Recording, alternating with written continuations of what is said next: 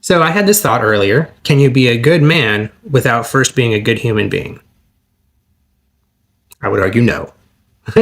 Right? But why not? And it's a fair question, right? Because for the very least, for the sake of being thorough, we should ask, well, why do you need to be a good human being before you can be a good man? And I think the bottom line with that is that you are a human being. A man is a role. So when we're playing a role, whether it's a role like on a stage, like we're an actor, or a role in somebody's life, like we're a therapist or a parent or a sister or brother, or a police officer or a midwife or something like that, right? These are all roles that we play.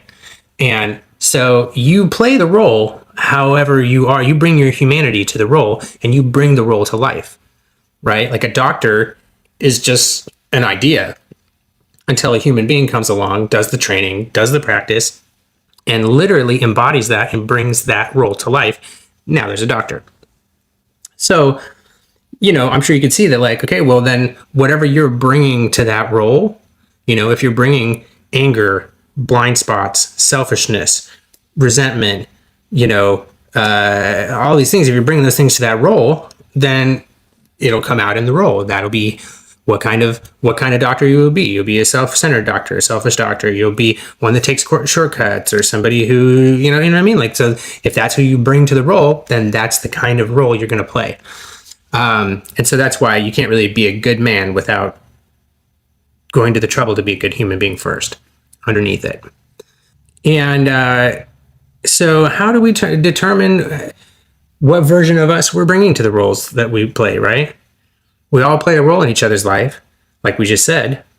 And if your humanity and who you are as a person is what brings that role to life, then how do we determine whether or not we're bringing a good version of us to those roles? And for that, I start asking questions like, what am I consuming? Mind, body, and spirit, right? What am I consuming? What ideas and thoughts do I consume? Do I listen to people who spend most of their time gossiping, calling people names? Do I listen to people who have arrogant attitudes, and people who are bullying each other and calling names and things like that, right? Am I filling my mind with those things?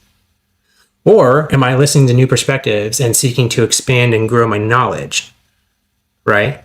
These are very different activities, and they change, how we show up in the world.